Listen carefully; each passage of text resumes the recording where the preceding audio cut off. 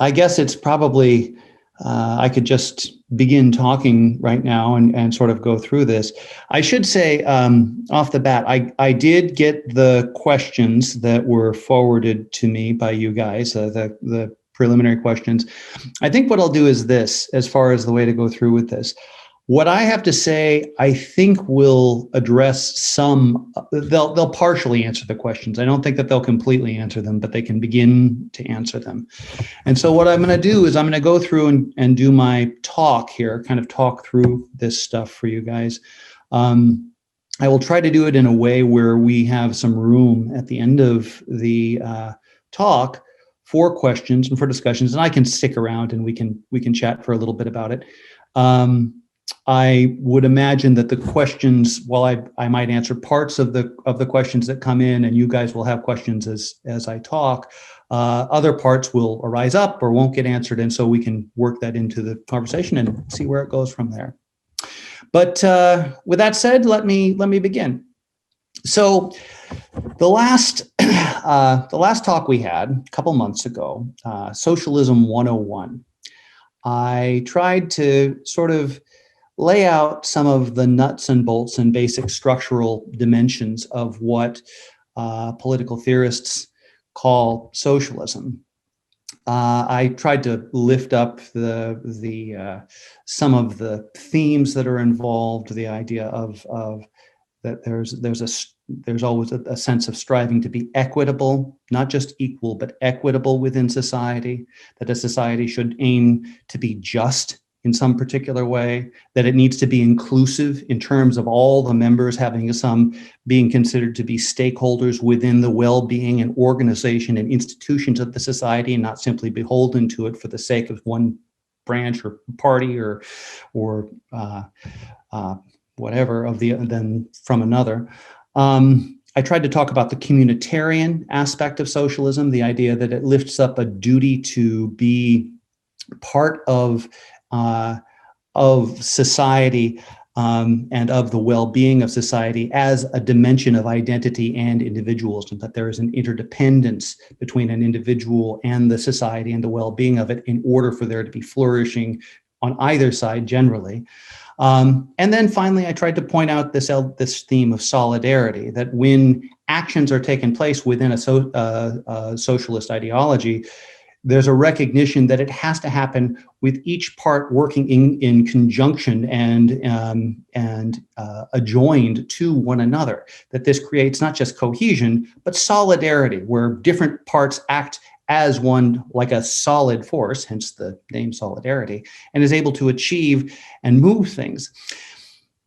What I alluded to in that talk, but I really didn't get into all that much, is that particularly these themes, and particularly solidarity, exist within socialist ideologies because there is a sense in which socialism is something that either needs to be realized or achieved through action, through work. Socialisms exist as movements in many ways, and when socialism arises, it often arises, not universally, but generally speaking, because there is a recognition of some deep shortcoming in some of these ideals or goals or values that I lifted up before within that society. That there's some way that's excluding inclusion, that's undermining solidarity, that is making impossible justice, or perverting or corrupting the notion of equity within society, something like that. And so when we look at where socialisms have come up in history, this is one of the things we see. There's some sort of disruption that's going on with this. Now that seems, I don't know, relatively straightforward, maybe not terribly, but somewhat. You've got these 5 points. When there's a problem with them, sometimes socialisms emerge, and they have the values that we talked about in the last talk with this. But you'll recall that the first thing I said in the last talk was that socialism is very difficult to define, that it can actually mean a lot of different things. And while there are certain common themes that run through the values that I just listed for you, socialism go in wildly different directions in terms of the way in which it's understood. This ambiguity of socialism is, as I was saying, is part of the reason why it gets made so easily into an epithet, a bad word, by those who would speak against it or try to detract against it for whatever reasons they do. But tonight, what I want to do is, I don't just want to go through and talk about the different kinds of socialism, although I'll get through this. This will come into it. I want to talk about the history of socialism. And I want to talk about the history of socialism because in order to understand, and to even more than that, be able to bring together what these different dimensions of socialist ideals, values, possibilities are, we have to understand the history. We have to understand the streams that go into this. We have to understand how it's evolved, and we have to understand the things that it's faced at various points. Because I would say, if we don't understand that on some level, and I don't mean you have to have, this great academic history of it, but if we don't have some sense of the evolutionary quality and the tensions and contradictions and struggles that have existed within socialism itself and brought it to the place that it's at, if we don't see that, I think that whatever hopes socialism has for realizing those values that I listed before are going to be kneecapped.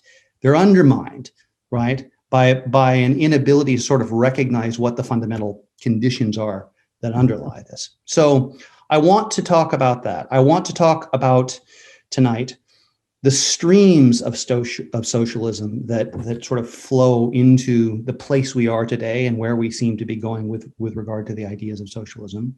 I want to go through some of what I would call the major moments of socialism in the past 250 years or so, not really the 19th and 20th centuries, just so that we have a sense of where that is and sort of put that to a place where we get to where we need to, okay? So the streams of socialism that have led to all these ambiguities and the moments in which they've played out. This is what I'm getting at. Well, let me begin with this. There is a way that, insofar as socialism is a kind of, like I was saying, it's a sort of it often comes up as a reaction when some of these values of justice, inclusiveness, equitability, solidarity, when these things are challenged, undermined, suppressed, that they come up. There's a way in which the antecedents to socialism, the proto-socialisms or embryonic socialism, if you like, go back hundreds and hundreds, really, in some cases, even thousands of years. If you've ever heard of, in European history, of the Bogomils of the 9th and 10th century, or the Cathar movement of the 12th century in Southern Europe and in Southern France and Northern Italy. These have many, many dimensions of socialism to them. And actually, I mean, if you really wanted to, it's not even just in Europe. You can go to, say, China. And if you've ever heard of Mozi and something that in English we call Moism, the school of Moism anticipates many, many socialist ideas back in the 5th century BCE. So Mozi is a contemporary of Socrates, essentially. So there's a lot of history there with this. But really, when we talk about socialism in the way we know it now, we talk about the French Revolution as sort of the first great moment of modern socialist ideology. And in order to understand that, we have to understand some of the streams that are coming into socialism. I would name, first of all, this idea of what's called sort of these early forms of socialism: reactionary socialism, utopian socialism, and what is called in the literature bourgeois socialism, although I think you could just as easily call it gradual socialism too.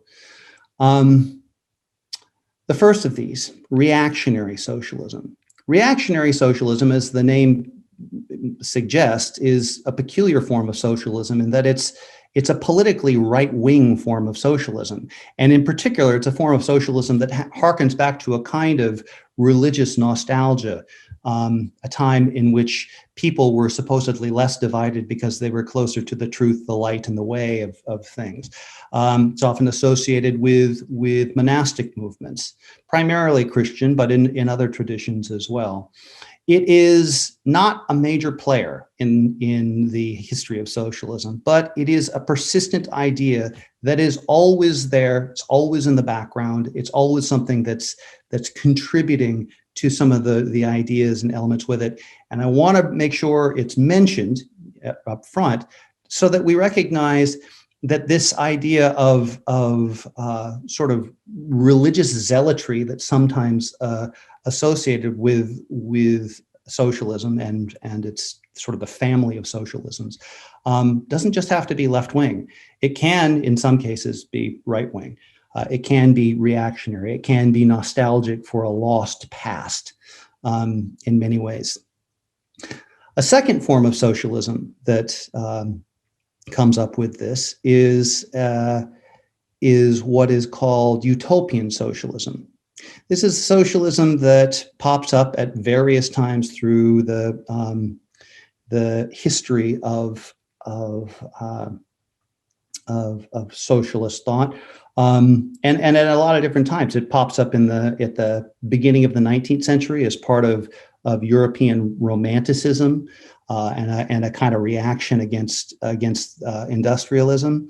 It pops up in some of the utopian socialist movements that you see in the early 20th century, people that were trying to practice sort of perfect democratic societies, particularly in the Midwest, interestingly enough, in the United States, and also in certain places in Scandinavia. And I would argue that it even has a place in some of the communes and countercultural movements that you see in the 1960s and 70s in some ways.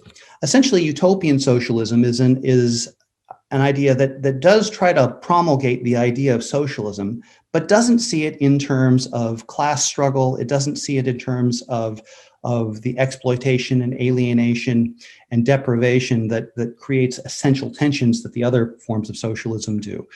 Rather, it sees human beings as essentially in a position where they simply need to lift themselves out of the environments that bring about and cause these kinds of problems in society, and instead move to a place where they can begin anew, a perfectly equitable, just, inclusive society.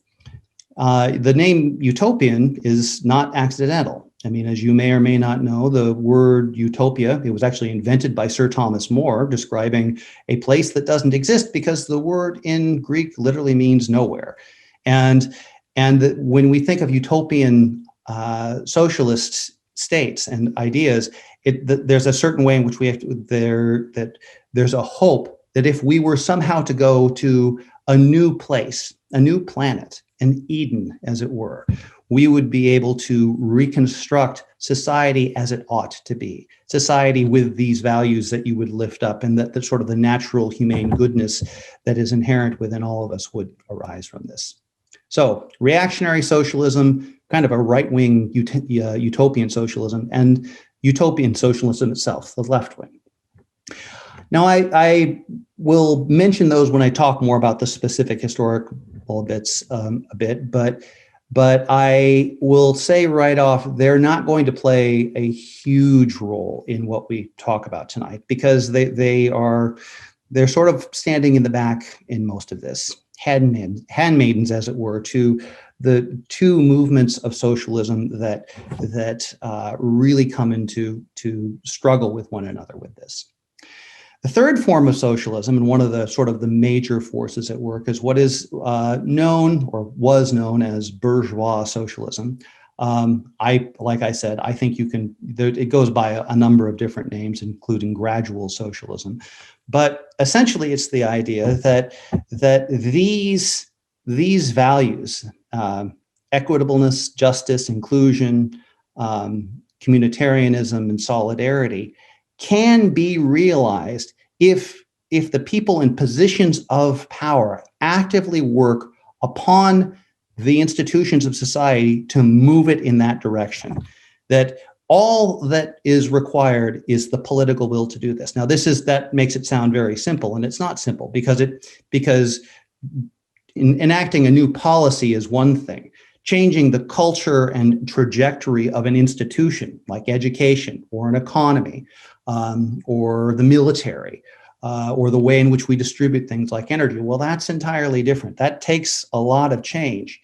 But this form of socialism holds the idea that the levers of power do allow us to do that if we employ it skillfully and with solidarity. This form of bourgeois socialism is important in a few respects.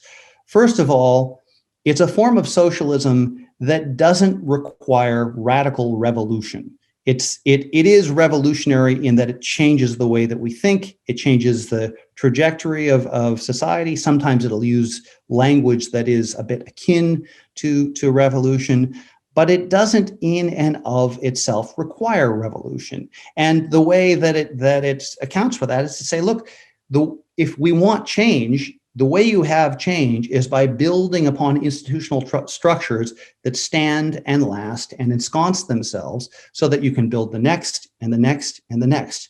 Hence, it's gradual. It takes time. It takes patience. It takes persistence. It takes enforced political will. And one of the things that the leaders of socialist society or socialist governments need to do isn't just implement policies, but make sure those policies continue to work and build and push. And over time, you can begin to change the world, right?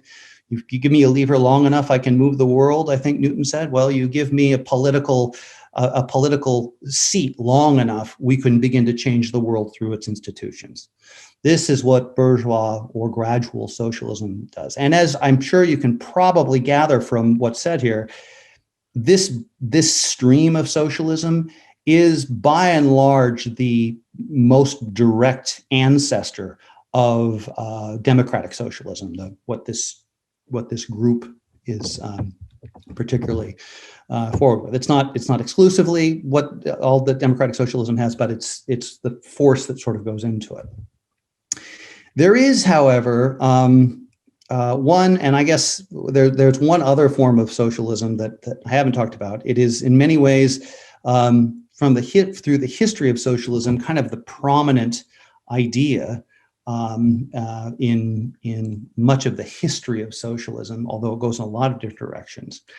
And it is in part, I think it's one of the reasons why socialism does get the nasty names by its critics that it does, even as cutting as this stuff is. And that, of course, is communism, or maybe I should probably say classical Marxist communism, because actually the word communism, and for that matter, even the word Marxist, are going to take on different meanings throughout history. But communism, in the sense that it's articulated in the early works of Karl Marx, in the philosophical and economic manuscripts of 1844, of the laws of surplus, and of course, most famously, in the Communist Manifesto, and also in Volume 1 of Das Kapital. In these, this is where you get the idea of communism. Let me say a little about this, and I need to say a little more about how communism works, because whether or not those who subscribe to socialism abide by the ideas of communism, and I would say a majority probably don't, but you can't escape the critiques that it brings, and that's part of why it becomes so important. So let me say a little about this so we understand what this is. Marx's idea of Marx and Engels, really, Friedrich Engels, his collaborator in this stuff, in their discussions about what communism is, talk about it in terms of class struggle. That they would say that class struggle is at the cornerstone. It is the foundation of what makes society at all. What's this mean? Why did they say this? That seems like a downer. Well, it's because of this. From a classical Marxist perspective, society exists because there is a surplus of wealth. Not for you and I and everybody, but a surplus of wealth in relation to what we would have if we were living in, a Neolithic or Paleolithic society. We have more wealth stored up than we actually need. We have more food than we can just eat immediately. We don't have to always go out and hunt or gather in order to feed ourselves, or to run into a cave to find shelter, or kill an animal to put on skins to clothe ourselves. We have surpluses and resources as a consequence of that. This is what exists in society. And while there are those surpluses, there are going to be organizations in society about the distribution of surpluses. But what Marx points out with this is that in order for society to sort of sustain and perpetuate itself, it needs to have institutions and structures that allow for a greater increase of this surplus.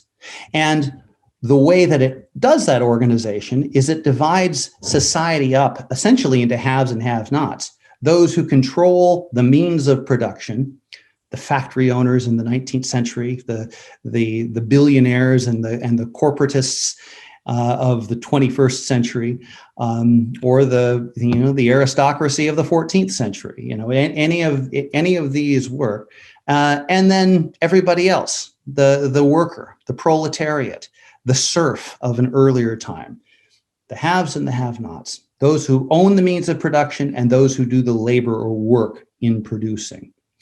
And one of the things that wealth production requires is a combination of two concepts: exploitation and alienation.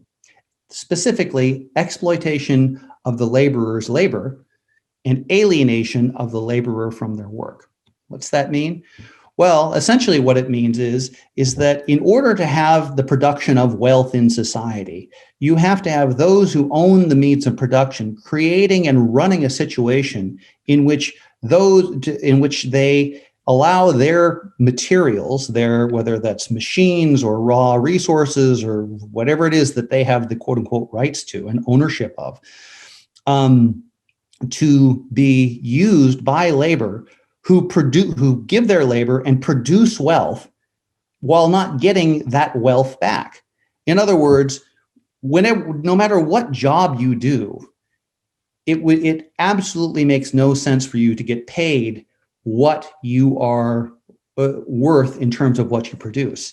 If that were the case, the owners could never make any money, and as a consequence, the whole system of wealth production would collapse, says Marx. Consequently, there needs to be a kind of exploitation that goes on in which the worker is exploited. And I mean that in the literal sense of it, of getting more out than you put in. Their labor is exploited so that they produce $1 worth of work in a certain period of time and get paid 10 cents, right? And the rest of that wealth goes in one fashion or another back to the owner of the means of production, who can then reinvest that in having more and more means of producing this wealth, and allowing labor to work on it and have some sort of subsistence. Now, you can see how this, from a certain perspective, looks great. This looks like a really good way of producing all sorts of goods, because you can create a system where the laborer has to work harder and harder and harder and harder all the time in order to produce goods. And the more that goods are produced, the more stuff you can get, provided you are able to make it so that the laborer doesn't demand that they get wealth back, right? And that means that there is this second aspect, alienation of the worker. Not only does the owner of the means of production exploit the worker, they alienate the worker from their work.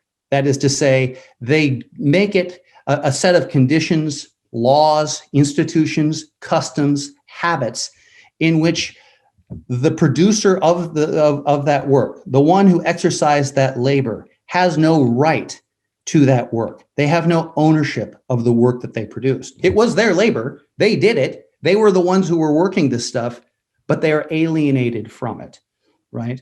And that this system this is something that Marx is talking about in the 1840s and 1850s.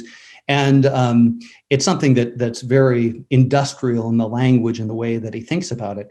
But later Marxists are certainly capable of recognizing that the very structure of capital builds upon itself in this kind of exponential way with this. Think about the way in which hedge funds work, where people can make billions and billions of dollars. What Jeff Bezos has $130 billion or something like that. I can't even remember what it is now, but these kinds of things.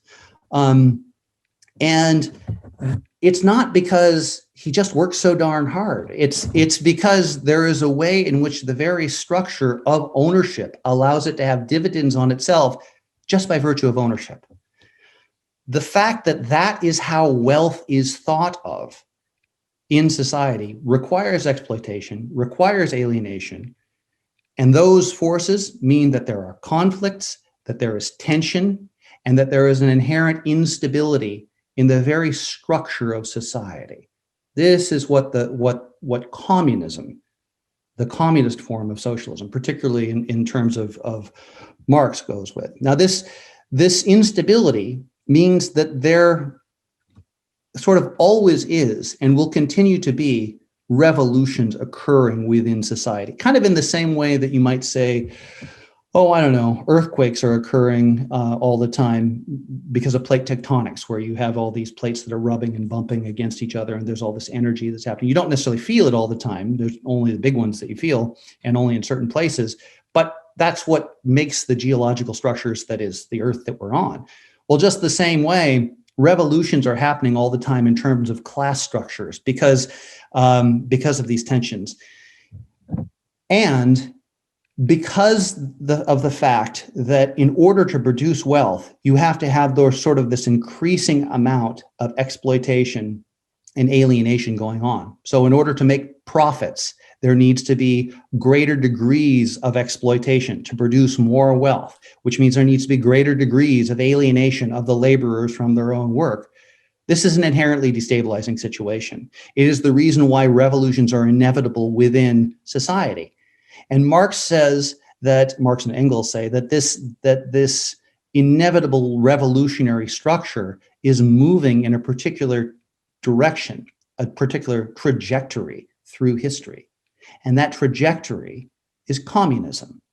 It is not something that's going to happen immediately, but it is evolving through these radical structures, right? And what distinguishes communism from socialism is that socialism is sort of a moment from Marx's perspective, Marx and Engels' perspective, is a moment on the way to communism.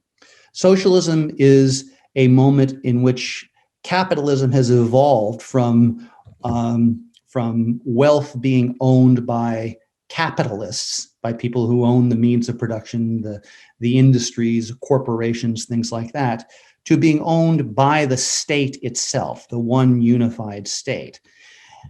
Communism is the end of the state entirely. Communism is that moment in the distant future in which the very notion of class structure, even a class structure between the state and the worker, has been annihilated entirely, that it is dissolved, and that there is simply the people, there is simply society. A couple of things to think about with that. That means from a classical Marxist perspective, there is no such thing as a true communist state, nor could there be for a long time, probably from Marx's point of view, centuries. But what there was sort of an inevitable movement toward that communist state through revolutions, through class struggle. Now, you might wonder at this point, well, if Marx is right, if wealth is produced by exploitation and alienation of workers from their work, how is it that we get to that state? Why is it that we're not there right now? It seems like that should just sort of happen. What's putting the brakes on sort of the revolution to communism that seems to be, as inevitable in his point of view as a stone rolling down a hill and landing at the bottom? And the answer is something called false consciousness. And this is an important word within Marxism, within socialism, and really within the history of this whole thing, because it gets used in various ways. So it's worth attending to the term. False consciousness is this idea that evolves both in the bourgeoisie, in the ownership class, and also in the proletariat, in the workers, the haves and in the have-nots. And essentially what false consciousness is it's an acceptance and even an embrace of all sorts of ideals about ownership, about values, about worth, about identity, truly identity, like the notion of who and what you are and what you can hope for and what the purpose of life is, like that kind of a thing, that goes and shapes how people hold on to things. If we ask questions, why is it that people who are working minimum wage jobs in parts of the country where they are clearly being exploited and having trouble paying their bills, holding on to their houses, let alone having anything like health insurance or security for themselves, why is it that they would really sort of line up behind and support people who are lifting up these ideas of capitalism that are almost explicitly calling for exploitation, and then saying, well, if they get the bad end of the stick, it's because they deserve it? Why do people do that? False consciousness, Marx says, because people have come to accept these structures and have become dormant in them. They subdue and keep people in a position where it is all that they can imagine. The role of not just the activist, but even the philosopher, anybody who thinks about these things or is engaged in political or ideological or economic life, or even cultural life at all, the role that they have in society from Marx's point of view is to agitate. And to agitate because it is only by doing things that challenge this false consciousness, that point out the contradictions and inconsistencies, that this sort of natural tension can rise to the surface, and the false elements of exploitation and alienation, which lead to so much suffering, to so much iniquity, to so much death, and in the 21st century, even lead to the things that undermine things like our environment and our ecology. It's the only way that they can be undone. Now, I bring all that up, and I had to give you all that background about exploitation, alienation, false consciousness, and all this classical Marxist stuff, because it means that Marx's socialism is a socialism that is inherently revolutionary, right? It sees itself as revolutionary, as disruptive, and it's not because it's not even really about being righteous about it. It's kind of as hyperbolic as the language can get. It's basically something that really moves through a sense of a kind of inevitability. It's like a kind of physics, really, the way that it sees this happening. But that way of thinking influences so much of what socialism comes to be. And even when you have rejections of Marxist thought, of communism, of the revolutionary forms of socialism, the way you do with utopian socialisms and the way you do with sort of the gradual socialisms like democratic socialism, bourgeois socialism, even when you have that rejection, you still have to take into account this dynamic of exploitation, alienation, and false consciousness, and the contradictions that exist within society. Those have to be accounted for, and they are part of the struggle that socialism is always dealing with in this. There's one more stream that comes into this that I should mention too, not at the length that I talked about Marxism, but I do want to say something about it, in part because it plays a very important historical role, and also because it's kind of coming up now recently. And it's funny because it's not actually a socialism at all. It's anarchism and the different varieties of anarchism that are out there. Anarchism is philosophically and ideologically a cousin to socialism and to communism. It comes from many of the same places. It arises from a recognition of inequity, injustice, community derisiveness, exclusiveness, and sort of incohesion in terms of people acting against the interests of one another, ostensibly for their own interest. Anarchism recognizes all that, and anarchism, as you probably know, is just about as revolutionary as Marxism is in terms of the way in which it looks at the natural power structures. It buys more or less the system of exploitation and alienation as a kind of critique, and the false consciousness that's connected with it.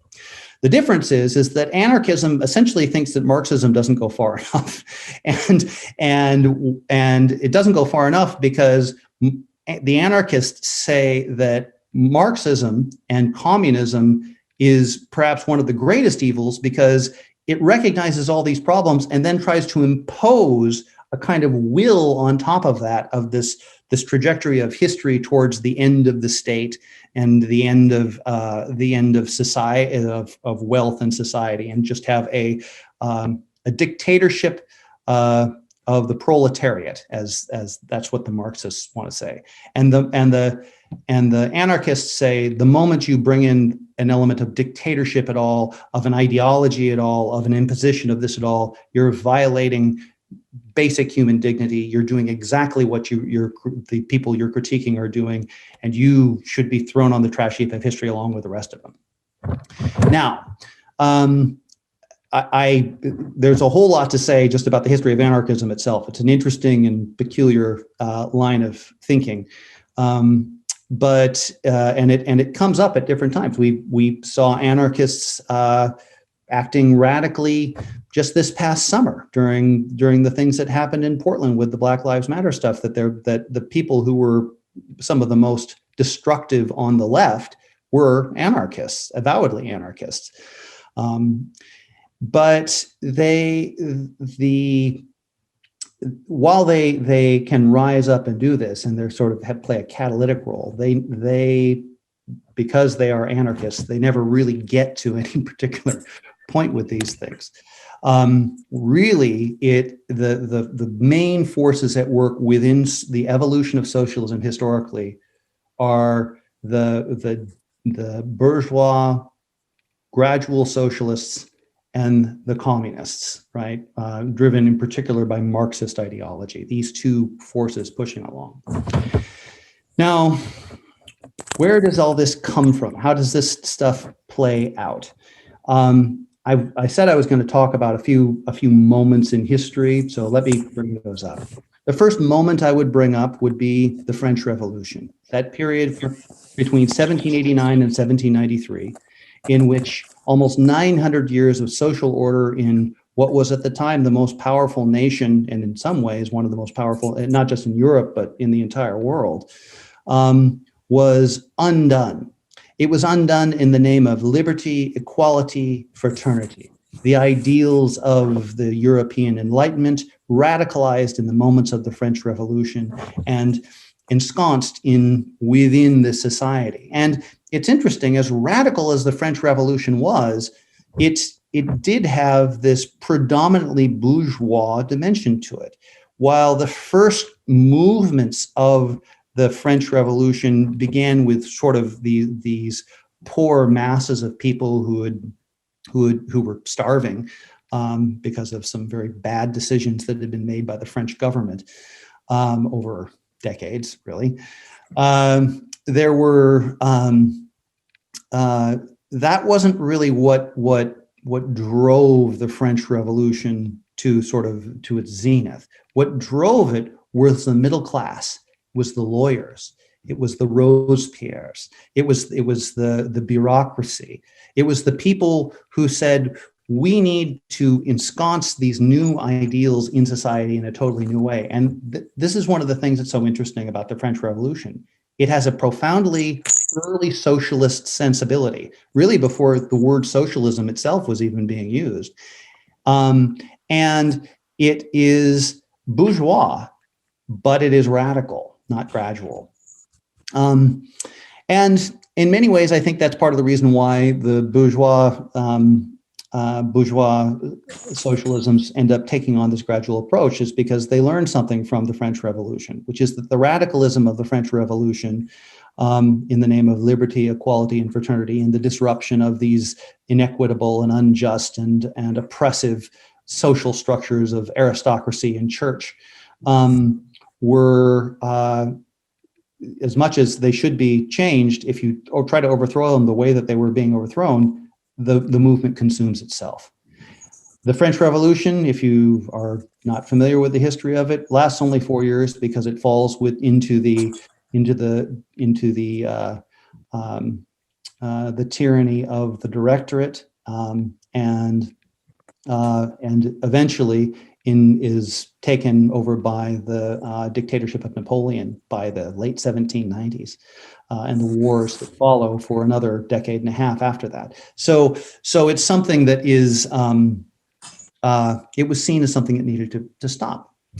The next moment that I would lift up in the story of socialism, modern story of socialism, is early industrialism, the period from the middle of the second decade of the 19th century, 1815 or so, up through to 1848. This is the period in which there is tremendous economic growth throughout Europe because of industrialization, right? The Industrial Revolution is well on its way. But with that is all the things that come along with this. I mean, the exploitation, the alienation, the destruction of communities, the disregard for the well-being of most people if they don't have ownership.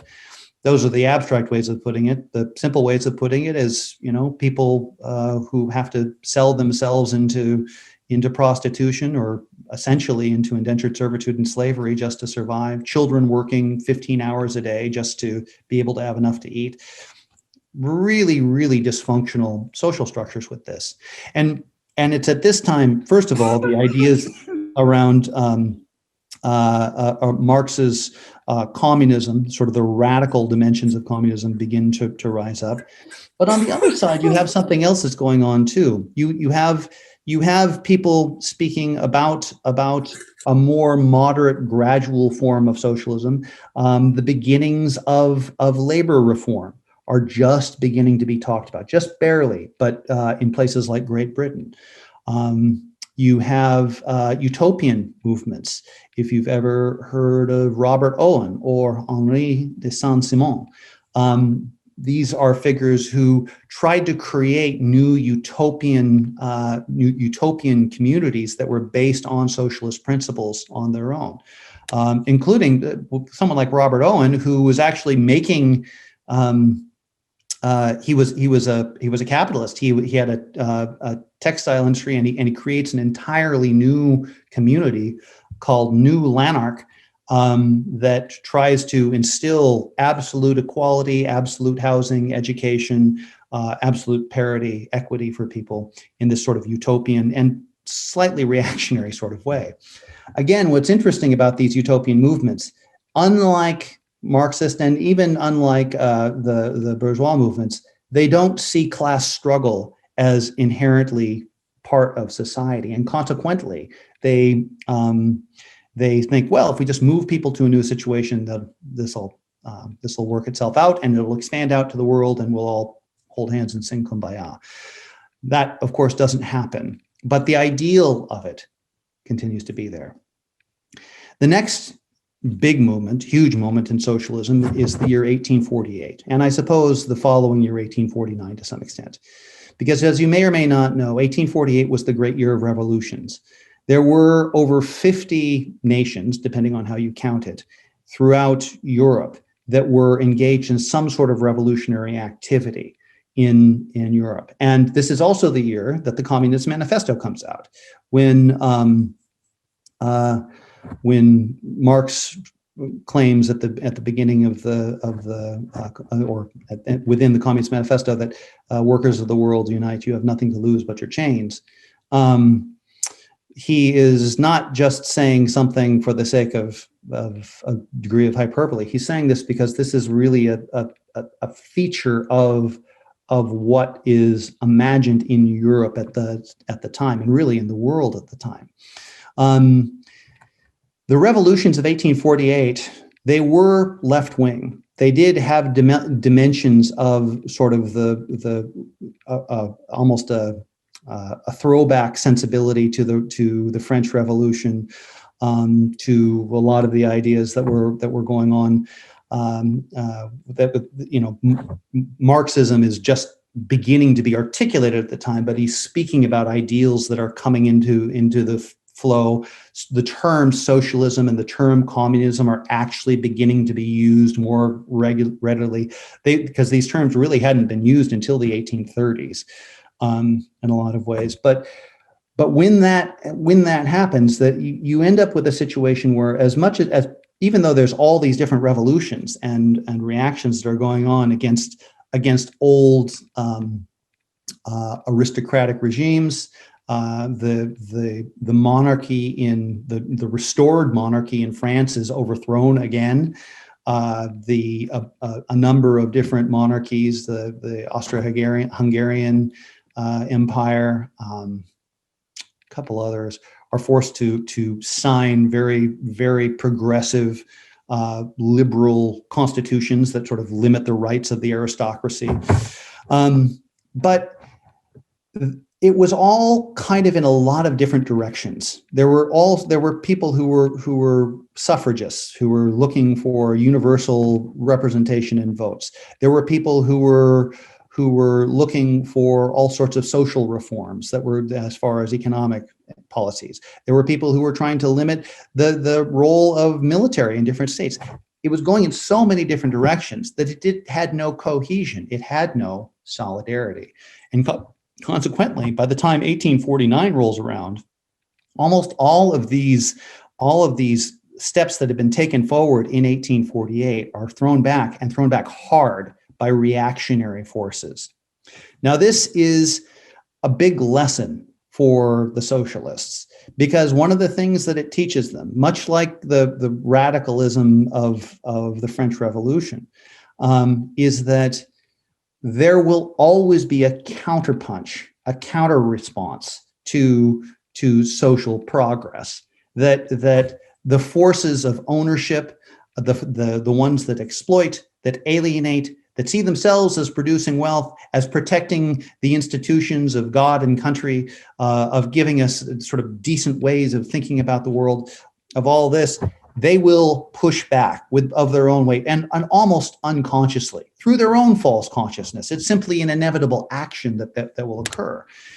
And because of that, if there is going to be real progress that is going to take place in society, this progress has to occur in a way that shifts and moves and pushes on society to change those very institutions.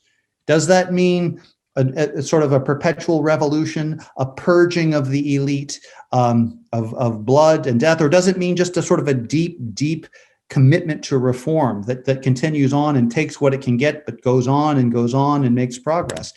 This is one of the debates that occurs with this, but it's something that is worked through.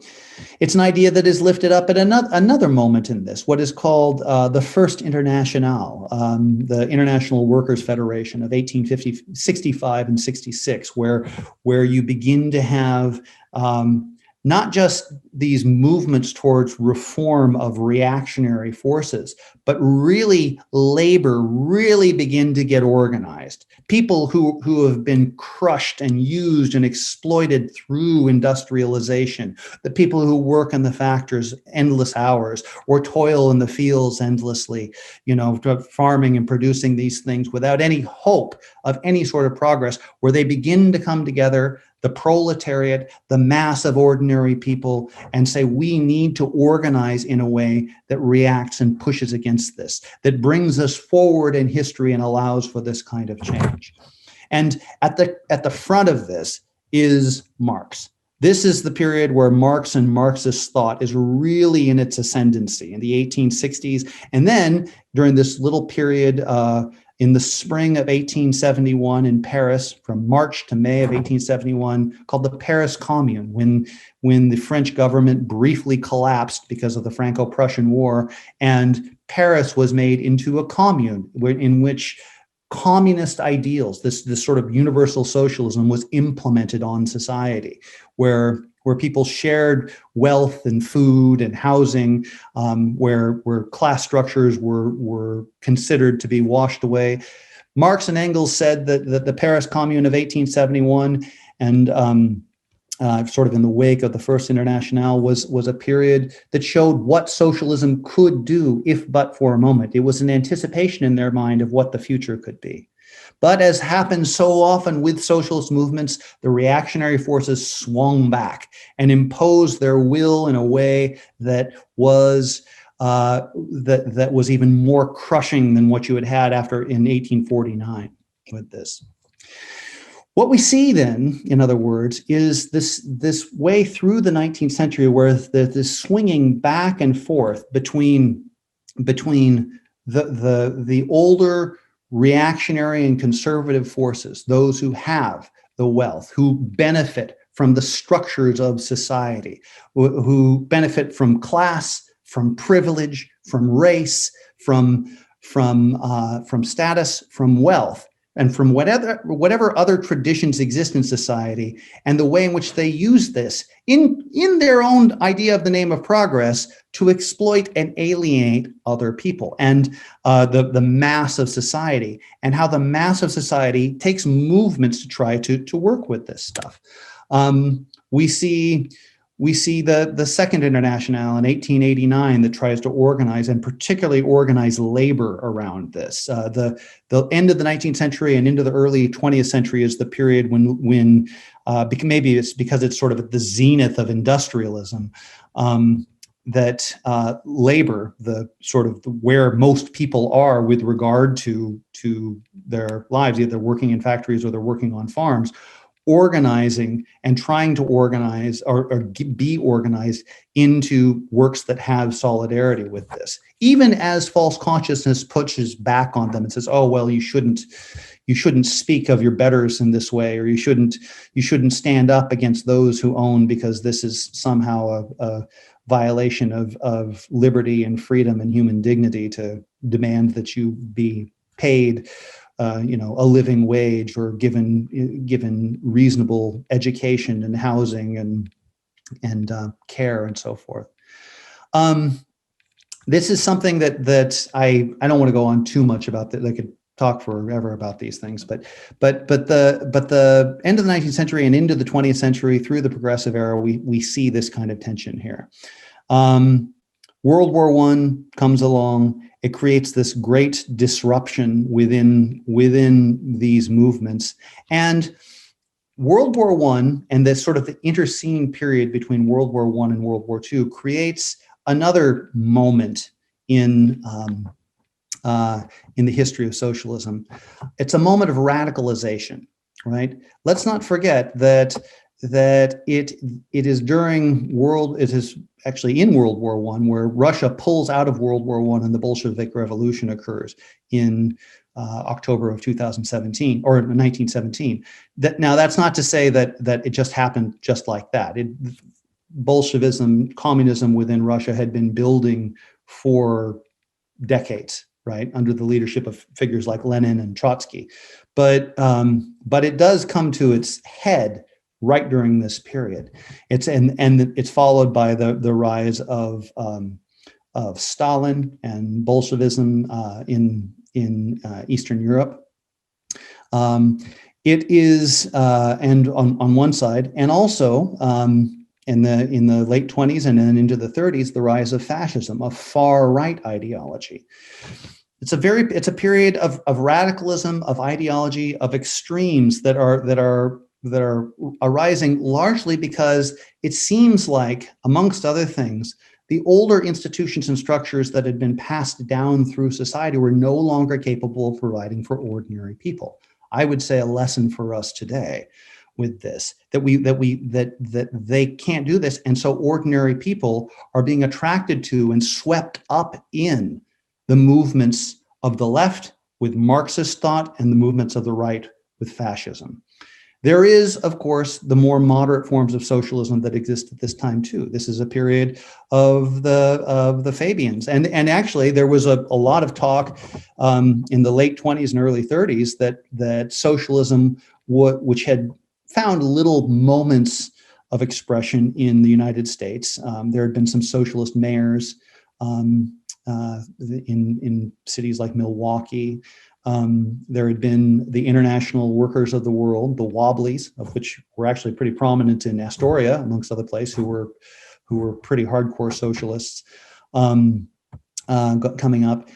But there was a feeling that, oh well, this was going to be socialism's great moment in America. And actually, the election of Franklin Roosevelt in 1932 was kind of it was a conservative response in many ways. While if you listen to right-wing talk about this, they'll say, oh, the New Deal, Franklin Roosevelt, he's a socialist. Well, he was not a socialist. He implemented certain socialist ideals in part of the New Deal. He incorporated some of this stuff and the economics of John Maynard Keynes. But he was really, what he was he was a liberal Democrat. And who was trying to prime the pump to bring sort of liberal capitalism back in many ways, so it could reform and have certain controls over it, that it wouldn't run itself off the rails the way that it had before. He was in many ways a very moderating force. And I think that this is worth remembering when people from the right look back and say, he's a socialist, he was a communist, he was all these things. Yeah, no, he wasn't. As a matter of fact, what socialists and communists complained about at the time was he wasn't a socialist or communist. He wasn't doing enough from their point of view with this. So it's an interesting element within this. Of course, World War II occurs, and with the end of World War II, you have a few things. The first thing you have is the beginnings of what's called a bipolar world, which isn't a psychological term, it's a political term at that time when it's being used, of what we have, the Cold War. The West and led by the United States on one hand, and the Soviet bloc and its communist allies on the other. Corporate capitalism versus what planned state economies, and sort of the struggle between these two.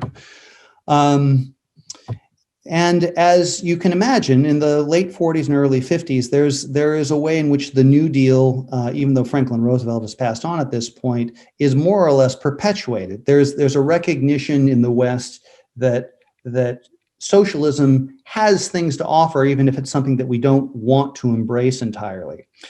There's another thing that's important here too, particularly for democratic socialists, is that there was a really interesting moment right after World War II, in which the question had to be asked, what is going to happen to all of these nations? Not even just the defeated Axis nations of Germany and Japan, but places like France and Britain and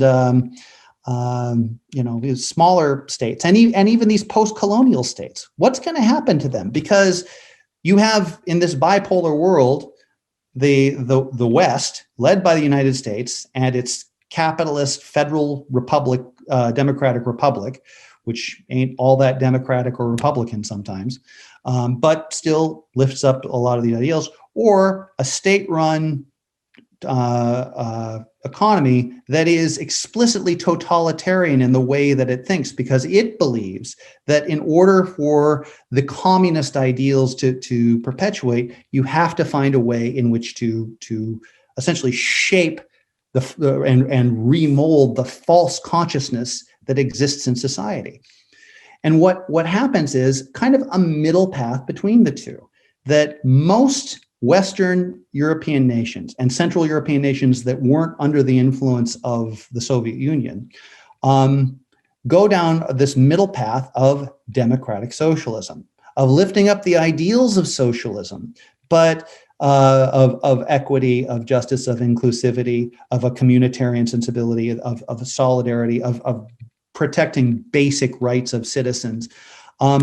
But recognizing that there's whatever change and progress happens has to happen in this sort of gradual kind of way. It has to build and grow and to do these kinds of things. And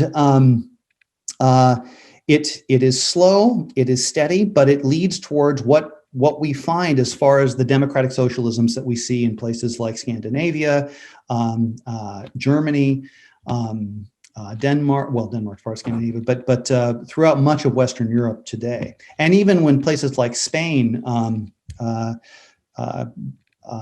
stopped being fascist, when Francisco Franco dies in 1975, they move towards a socialist direction largely with these things. Even the right-wing movements within, not the far right, but the sort of the mainstream right movements within Europe, and largely within Asia too, are accepting of certain socialist ideals and programs, much in the way that Roosevelt's New Deal was. But there's another thing that comes along too within this, and this is sort of a little bit later. It's in the 1960s or 70s. It's something that's called the New Left. And the New Left was it was kind of an intellectual movement within socialism.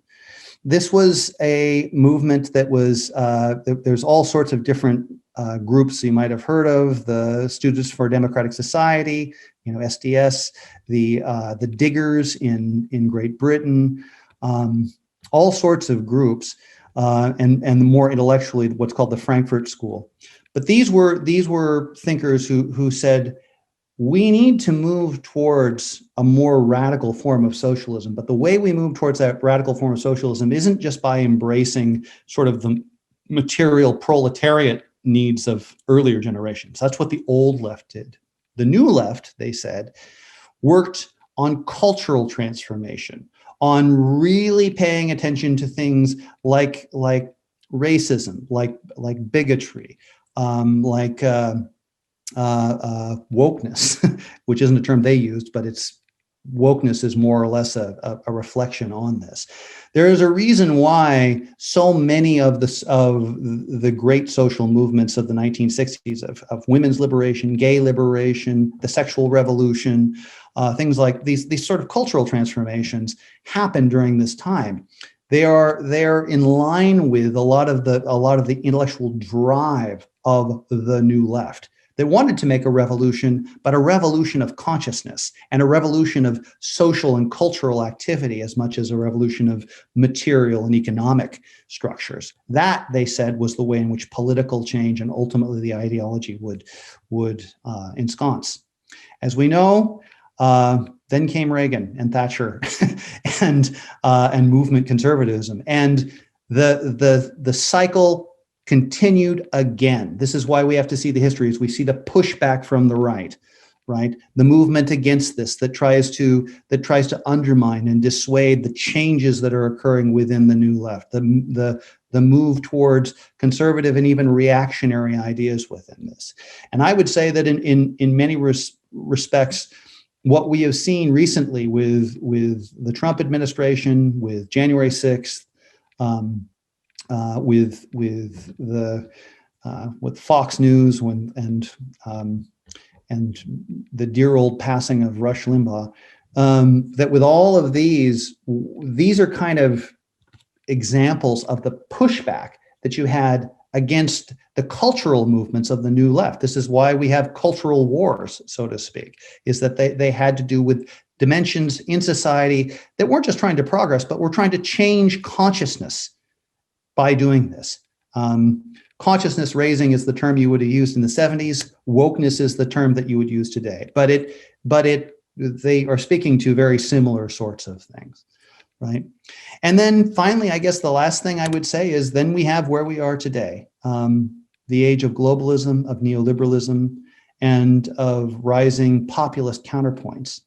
And I think, as far as thinking about the ideals and hopes of socialism, as well as just sort of the nature of history itself, one of the things that we really have to pay attention to is how false consciousness is so easy for people to fall into in terms of their desperate circumstances, in terms of the places that they're in. They grasp onto and hold the things that they know and trust. And the more complex and alienated, not just wealth, but the world itself becomes from them, the more vulnerable they are to this. This creates analogies that I think are dangerous, because they are analogies to what I see happening 100 years ago in the era of radicalized ideologies of both the left and the right occurring. I think in this case, it's especially on the right, but it can occur on the left too in other places. And it will be one of the great challenges for the 21st century, because there are things that are entirely new under the sun that we have to deal with, that deal with our political, economic, and cultural ideologies as well. Most notably, I would say climate change. And then secondarily, I would say things like globalization, AI, the role that having systems that observe us and watch us, the rights and dignities that human beings should be afforded in society. Can AI aid in that, or does it inherently end up being a form of oppression and pushback from reactionary forces? That the way that we have seen again and again and again in history over the past 200 years, 250 years. So this is why I wanted to talk to you about history with this. I know it's a lot to lay on you, but I don't know how you understand socialism without if you're really going to sort of get to a level where you're thinking deeply about it without understanding that dimension of it and why it is these go with this. Let me know some of your questions or thoughts about this. I put a lot out there, but where are you guys at with these things?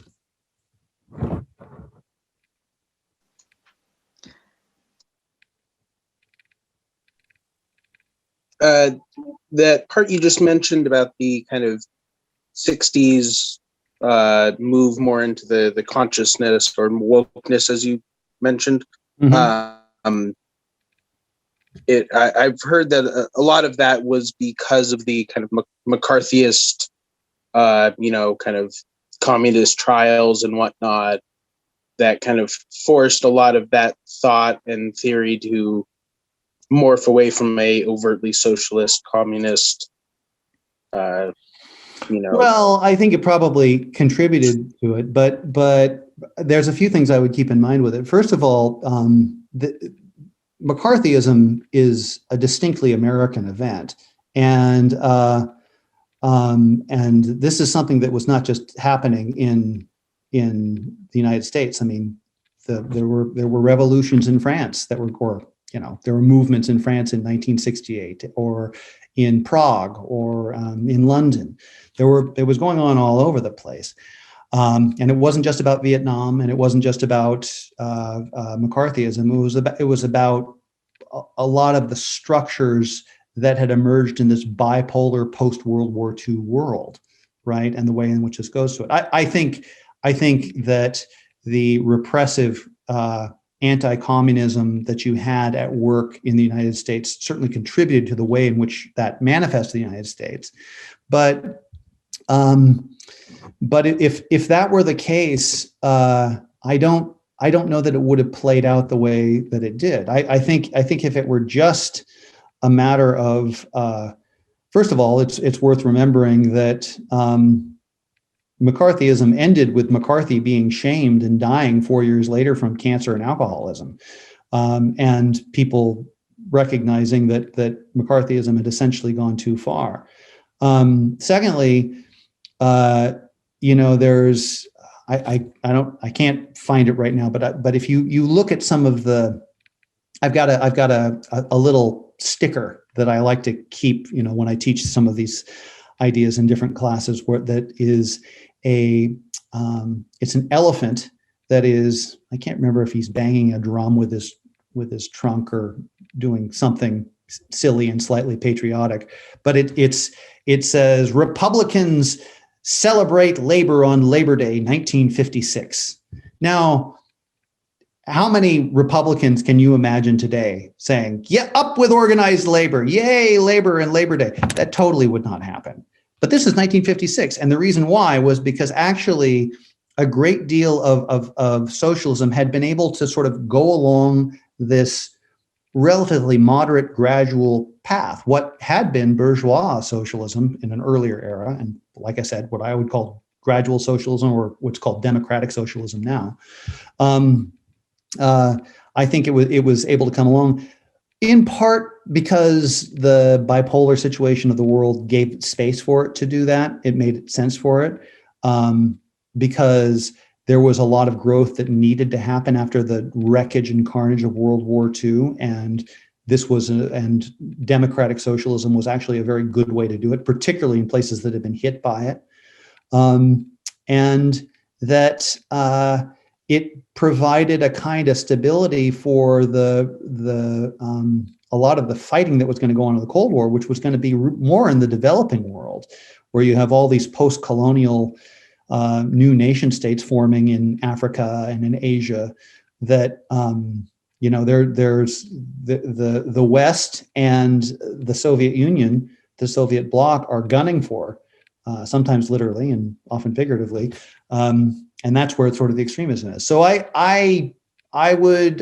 there certainly are definitely conservative themes, even reactionary themes, that come out of the 1950s, and they're going on through that. The John Birch Society was going on through this. The Red Scare was happening. But I think that weighing all in all, it was more of a period of ascendancy because circumstances allowed it for a lot of left movements, and that the new left was more something that was trying to incorporate and bring a lot of these ideals into that movement. And then, unfortunately, it kind of backfired. There were a lot of circumstances that allowed it to push back against it. And we'll see. History keeps going forward. Perhaps we'll look at the new left and say, well, it ain't all that new anymore, but that was what paved the way for the enlightened society that we live in today. I certainly think things like the movements of the new left are what paved the way decades later for things like marriage equality. So, that wouldn't have happened without the new left, just as an example. So I don't know. It's a tough one, but I wouldn't put it all at the feet of McCarthyism and right-wing American thought, even though there's a little there. Other questions or thoughts?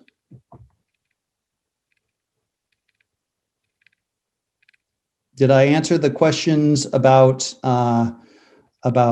sort of the demonization of socialism, or the way in which corporatism seems to sort of be riding on its neoliberal horse and co-opting everything with this? I felt like I was going to answer part of that with what I said, but also I might not have answered other parts. I don't know who asked the questions either. I just got Shannon sent me that they said them, but that's all I know. If that was your question, could you speak up? Yeah, whoever it was, I'll respond to you. Hi, Seth. Oh, hey, Seth, how you doing? That was my question, and okay. Thank you. You did answer it, and you gave us a lot of good history to think about. And when I think about local government, and I think about our situation very locally, what can small government units do that can help pave the way for more socialist thinking, if you will? Right. Well, in some ways, I'm not the ideal person to answer that. I think someone like Bernie Sanders is, but I'll tell you what I would say about it, just as what I can answer with it. First of all, I would say that part of the reason socialism can be demonized the way that it is because people really don't understand it. That's part of the reason I agreed to do these talks, is because people don't really have a very deep understanding of what it is, and you can see why, because it's pretty complex. There's really quite a bit that's there. But what you can do to help that, and to help, your ordinary Joe or Jane or, whoever, is you can find ways to say, look, we don't have to use the word socialist. Here's what I'm in favor of.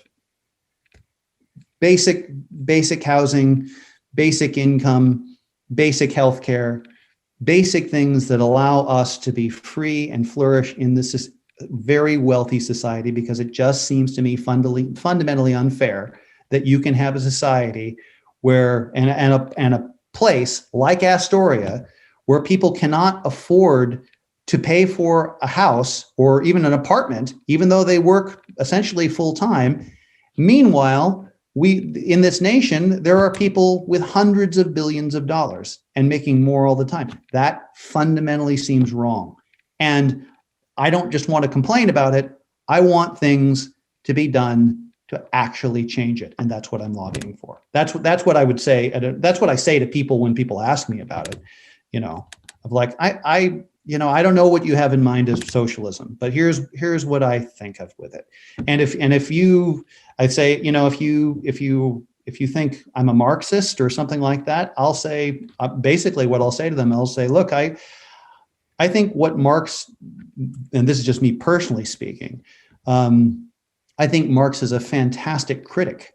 I think that the idea of exploitation, alienation, and false consciousness are absolutely correct in terms of what they do. But I do not believe that inherently means there must be revolution. I actually think that the whole reason society exists at all is because we can cooperate and get along and appeal to the better angels of our nature.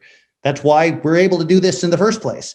And that we should try to appeal to that. But the way we appeal to it is by doing the things that really help with that. That means investing in education. That means investing in things that provide well-being. That means investing in a communitarian ideal, not communist, communitarian, where each of us ask what we can do for the whole of society, and in turn, society can act back for us, right? Those kinds of things. And I'll say, honestly, that when I'm asked about these things by people on the street, I don't feel like that's all that controversial, really. I mean, I don't think it is. I think we get it in our heads that it is, that somehow you're robbing people by saying that really wealthy people should pay higher taxes, or that, education should be much, much, much less than it costs, or that we should provide basic housing for people. And to do whatever we can to make people work, that doesn't sound radical to me. That sounds humane, particularly for a wealthy society. And usually I can get a conversation about specifics of, well, how are you going to do that and what would happen with it? But once that happens, you're already talking about it. In other words, you don't say socialism. That's helpful for history and for things like this. But you say, yeah, I subscribe to democratic socialism, but here's what I understand democratic socialism to be, and here's why I think it's a worthwhile thing. And then because it has those high ideals with that, I mean, you can be told, well, you're an idealistic fool, and you will probably get told that by people who disagree with you. But at least you can say, well, okay, so what makes it so idealistic exactly? Because I know it doesn't exist right now, but I think that we could change those things. I don't see why we couldn't. And then you get into that conversation. And if you think about it, at that point, at the local immediate level, with that person who's sitting across from you at the, whether it's the Maritime or the Astoria Bistro or at the Safeway Starbucks or just, wherever, Portical, that's a good bar to go to. Any of those places that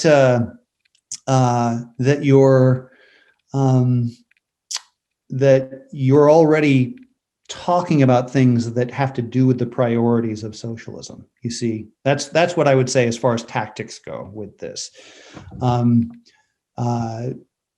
and on in our area with the people that we're dealing with in a small town on the North Oregon coast. That's what I would do here.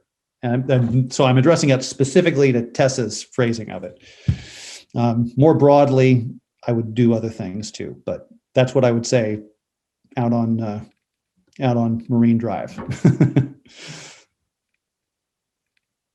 Others?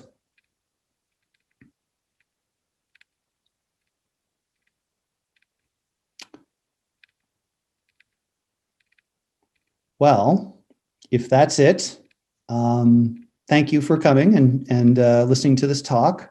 I'm really happy to talk with you guys about all this stuff. You know what? I want to make one pitch just right now too. And it's just a small little pitch here that's kind of has to do with the specific time we're in.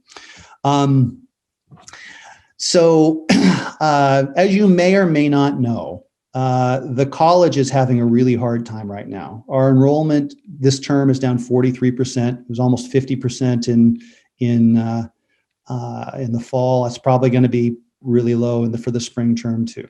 It's hard. Classes are getting canceled. We're having a hard time with it. And one of the things that I've been asking people in a spirit of communitarianism to do is to sign up for classes at the college. Now, I know a lot of people have degrees, you got other priorities, things like this. So what I would say is if that's the case, don't sign up to take a class for a grade, audit a class. The audits cost a lot less from what I gather.